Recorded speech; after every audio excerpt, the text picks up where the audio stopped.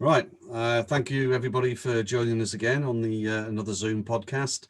This time I'm with a band called ColdHarbour. How are you doing, guys? Very well, thank you.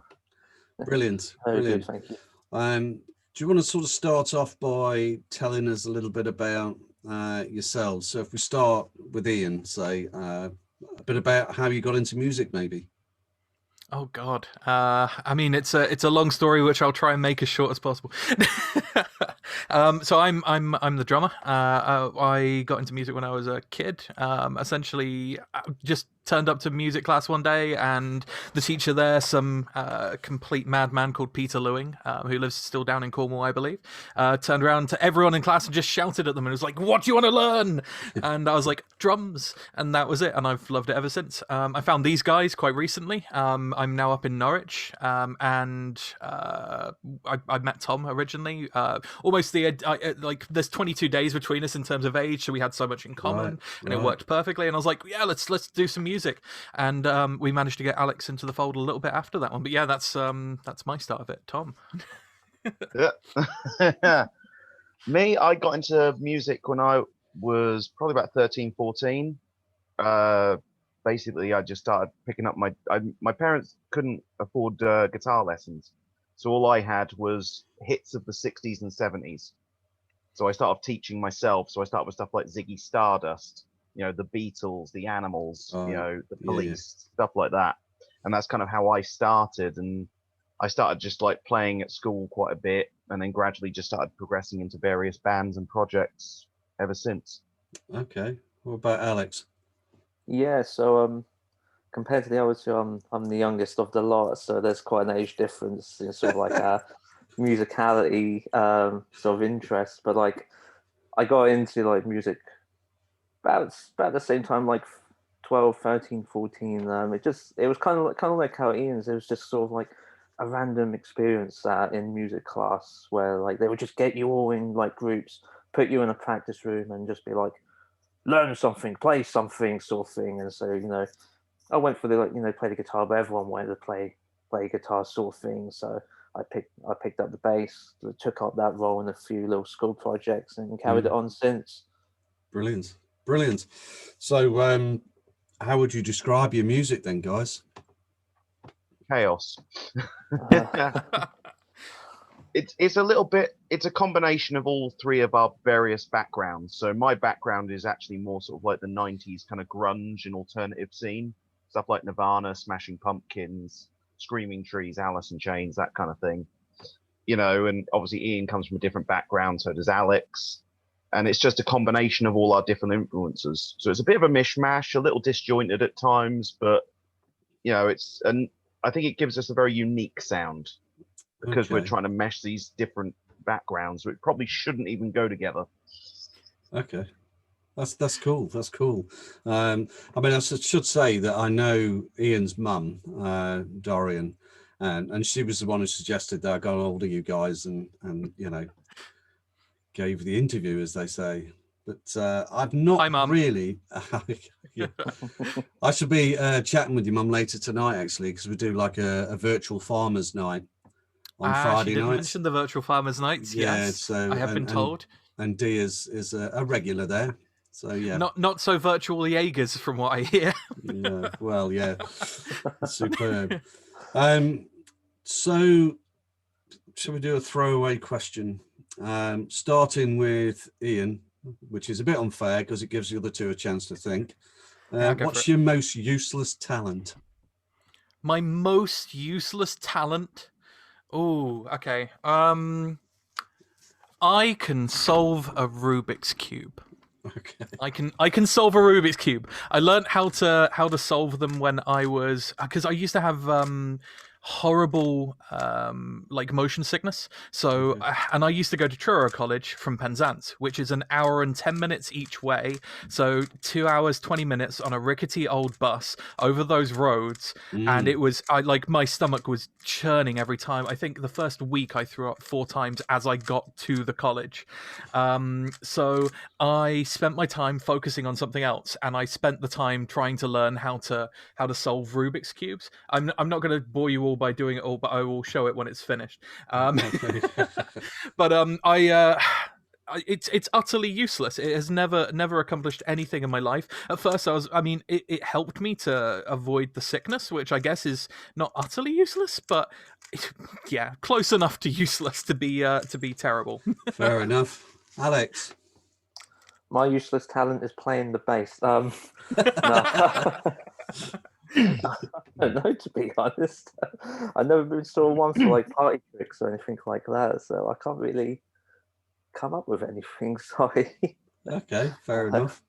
What about Tom? For useless, well, I might have to ask the wife about this one. I don't know. But I suppose my useless talent would have to be I'm a complete Star Trek encyclopedia. Okay. I'm an absolute nerd when it comes to Star Trek. So, you know, I used to have all the technical manuals and stuff like that when I was a kid, and yeah, Okay. I'm very, very sad. Okay. So let's go with your music writing process.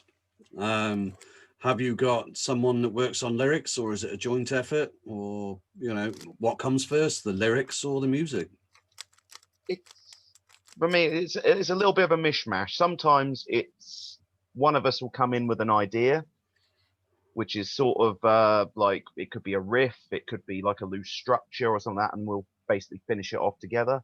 Sometimes it's a whole song somebody might come in with.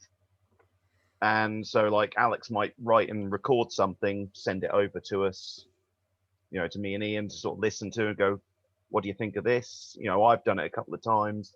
Alex has done it. Ian's done it. So it's a little bit of a mishmash of styles. Writing wise, the lyrics side of things tends to be me, but I do get particularly Ian's help because I tend to be a bit cliche sometimes with my lyrics. And I need that outside voice to slap me and go, stop it. Got you. You're not terribly cliche. I from my perspective, I just think that there are certain points where Tom's lyrics can potentially be tweaked or moved ever so slightly, just so they either kind of flow a little bit better, or maybe a different word might work better. And I like to be able to kind of chuck ideas back and forth. Quite a lot of the time, ideas that I come up with they just don't work, but we don't know that until we try them side by side. I think that should always be a part of the musical writing process, regardless of what point it is. So when you collaborate, do you think you all collaborate quite well, or is there sometimes a bit of an arse kicking here and there and that sort of stuff? You know what I mean? Or was it good? Personally, I don't think we've ever needed any kind of an ass kicking at any point. I think the closest we've ever got to that is at points, we take for granted the understanding of our own songs, and then we completely forget everything after being away from the studio for like a month. We'll sit back down and we'll be like, okay, let's get back to 13/4, let's get back to that track, and then we'll sit down and be like, how does it start again? What comes after the second section? Like, the actual writing process, I think, is really smooth. Like, Tom and Coe tend to come up with these phenomenal ideas, whether it be a riff or whether it be the structure of an entire song, or maybe they just literally on the fly we start jamming something and it just kind of clicks and we're like, okay, let's take this and let's work with it.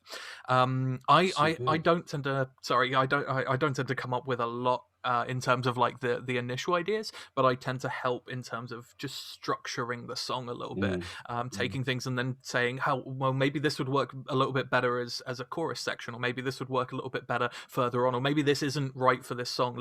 Let's try another couple of ideas. But I just kind of kick them, and they do all the fantastic work that I need them to do, coming up with brilliant tunes and riffs and things like that. And then we tweak and work them down. Superb. So have you got anything out there at the moment then that people could listen to?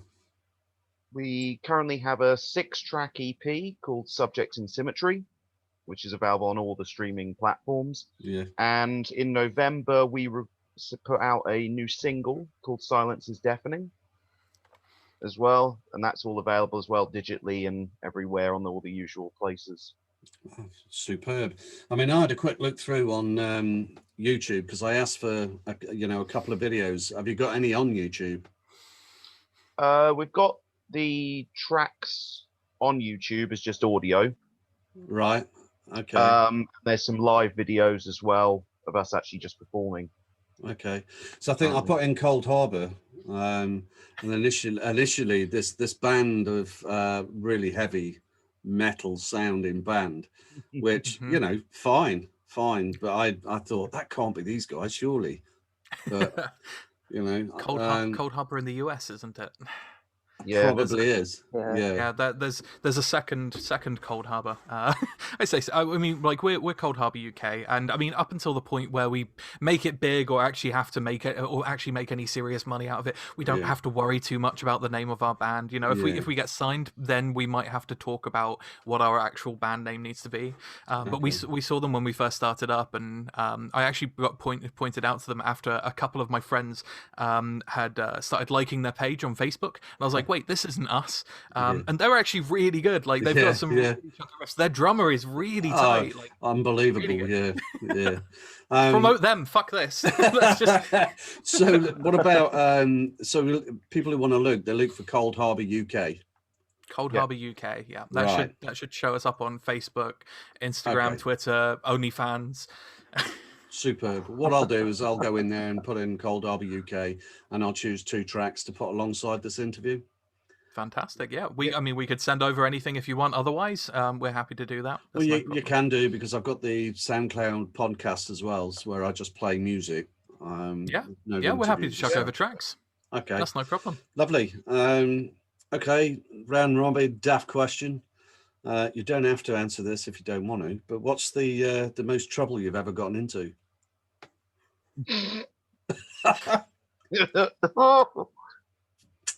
Don't all No, shout no. at once. I'm not having the Go on, police Tom. come on my bloody door. Okay, the most trouble that you won't get you in legal action, Tom or Alex. Okay. Probably waking up with a married woman, and she didn't tell me she was married. Ooh. Okay. Oh, Except when she turned around and said, "You have to go. My husband's coming home," Okay. and that took me a few minutes to go. What? Yeah. So it was a down the drain pipe moment. Oh God, yes. I've never been so scared in my life. I don't think I've ever got dressed so fast in my life. Superb. Alex, top that.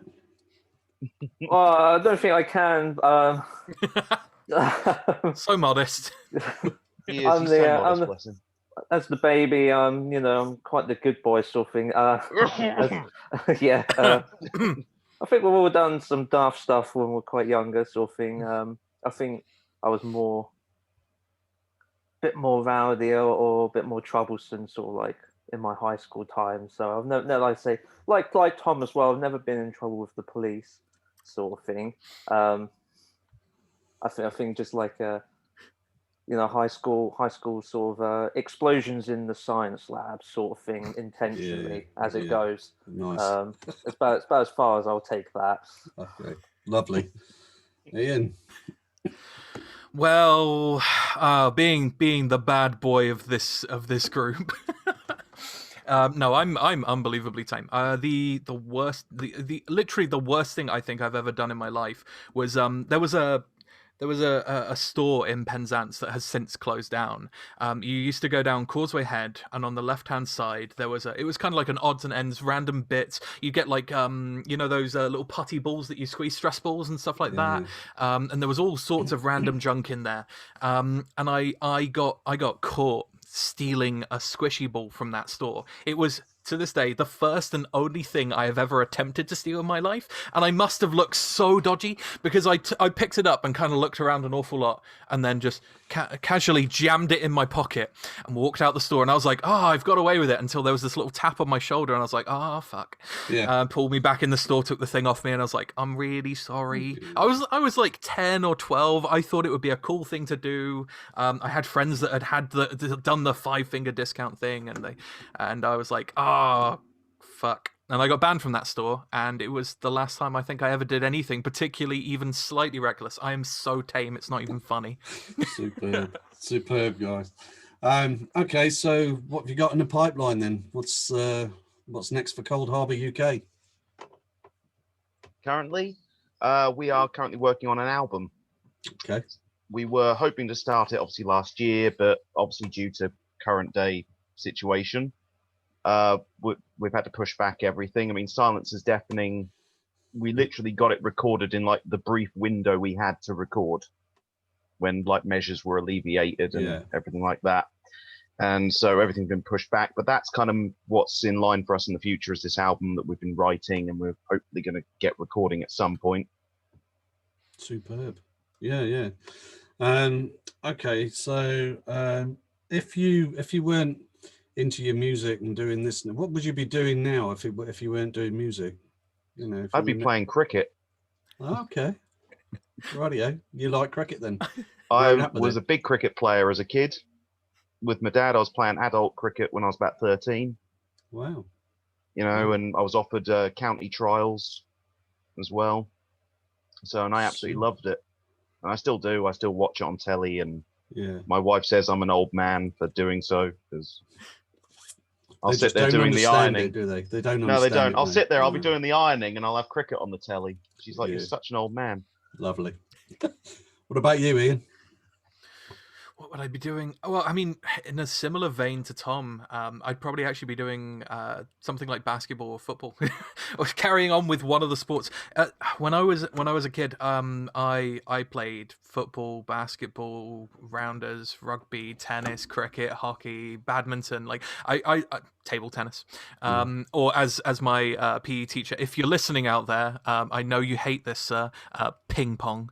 I played every sport imaginable, and I tried to keep up with all of it, but I'm particularly fond of basketball. And then I started learning the drums, and it became a massive part of my life in the space of about a year. And at the end of the first year, I had a really nasty accident when I was walking home. I took a really nasty fall off a wall in the middle of the rain, like night whilst it was raining. It was like a 2-meter drop, and I shattered my ankle.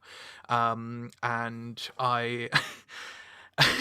I remember being told, essentially, because I'd injured my ankle a while back before this, and this was the second time the exact same ankle, and I was told, I've got a choice. I can stop doing all of the sports, and I can have a good potential of recovering properly and being able to walk and potentially drum again, or I can continue and potentially injure myself to the point where I would never have been able to do anything. And I decided to take that time out and carry on with just drumming.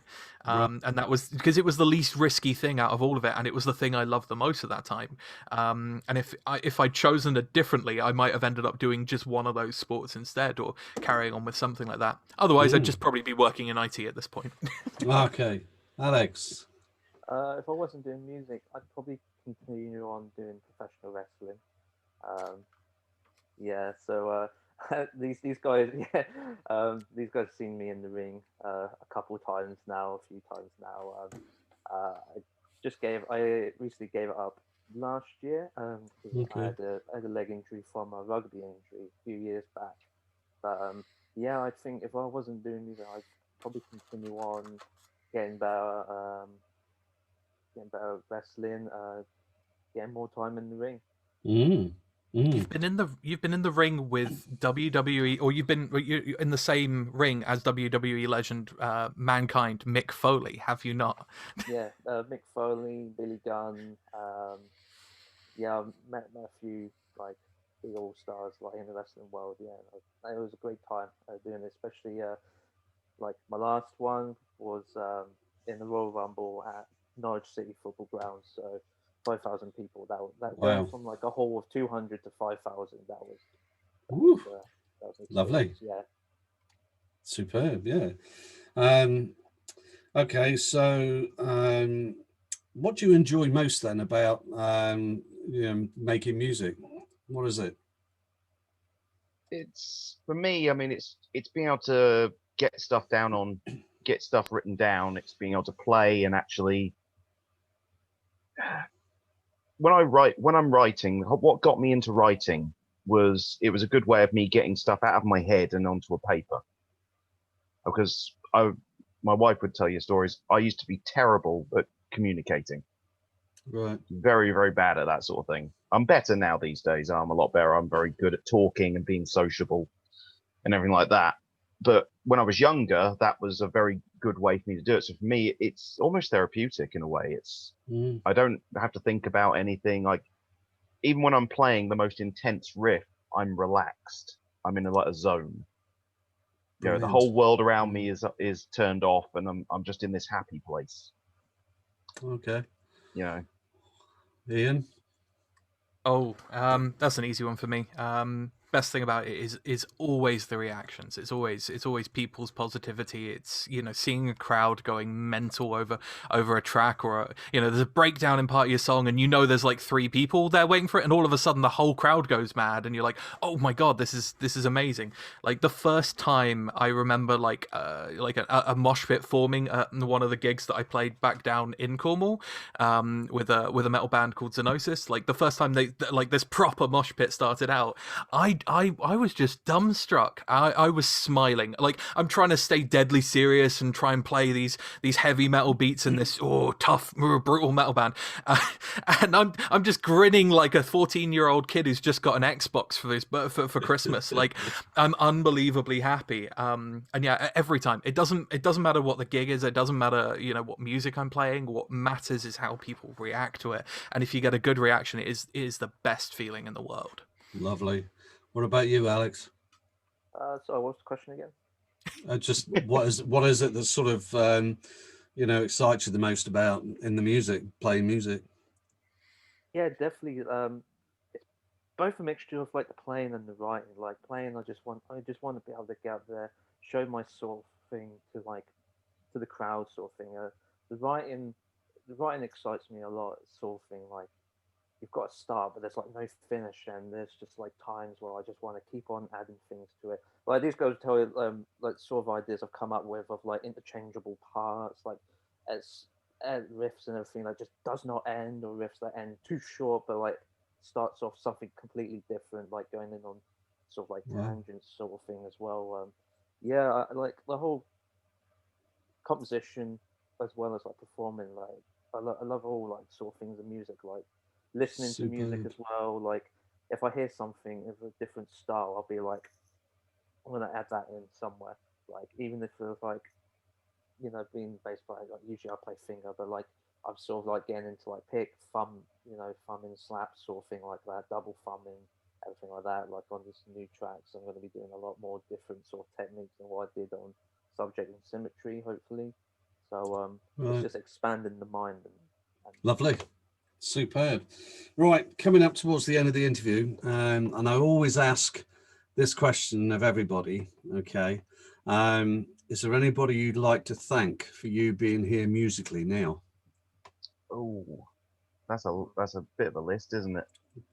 Well, it's up to you guys. There's a few people we could thank, like individually or all together. Go through each. I think if you go through yours specifically, there's definitely a few that will probably cross. Yeah, I was going to say there's going to be a few that definitely cross over. Off the top of my head, I could definitely thank people like Shannon Crome, who's a promoter in the local area. We've got Terry as well, Terry Nation. He was a promoter who, bless his heart, saw us on our second gig and just started offering us shows. It was just like, you guys are great, want to get you out there. Another person from me is probably a lovely lady called Amanda Weston, and she's basically given me a lot of advice on like people to contact, how to do emails to different promoters and stuff. But she's given me a lot of advice and pointed me in the right direction and stuff like that. I'm trying to think of who else there is. Off the top of my head, if you want to take the reins, Ian, and yeah. I mean, in the local area, we've got a few. I mean, there's a few bands that have been constantly supportive. Hyperfox, Bert and Ernie, Arms to Oblivion. You've been phenomenal. The constant support, like every post we put up, Bert and Ernie's there, like liking, commenting, sharing, and seems to really enjoy. Arms to Oblivion, amazing band. I've got a couple of personal thank yous. Pete Loads, you are a legend for everything you've done for us so so far. Gear lending, sorting out practice space on short notice, helping us with constant fucking drum kit tech issues and things like that. You're a legend. And from my personal side of things, I'd like to thank my mum for being the only reason I was able to actually get into drumming in the first place. Pete Lewing for getting me into it in the first, and Ross Hamilton for being the first person to actually teach me how to drum. If it wasn't for those three, I wouldn't have drummed at all. Okay, Alex. Yeah, so like personal wise, like my family, like my wife, my friends, sort of thing. I think just like we've all had like those people that try to like bring you down and everything, like saying, "Oh, just give it up. There's so many other talents out there they're gonna get." I just I think like just thanking the people that were like opposite that. Everyone that's supportive, that's like listen to you sit down and play, whether you're in the school practice rooms, be like, hey, that was pretty cool. But like teachers, like instrument teachers that have like getting you started off, like people that have like given you gear, that have like offered bought you stuff like strings for your birthday, sort of thing like that. Just like the tiny amount of things that go like such a long way. Like I think I thank those people as well. Brilliant. Guys, look, thank you so much for giving me the time in the interview. Absolutely superb. Thank you so much for having us. Thank you. No worries. It's been a pleasure. What I'll do is I'll choose 2 songs and put them up against this on the YouTube thing. All right. Well, look, good luck with the future, guys, and keep in touch. All right. Thank you very much. Thank you very much, mate. Cheers, Take care, guys. Greg. Cheers, Bye. guys.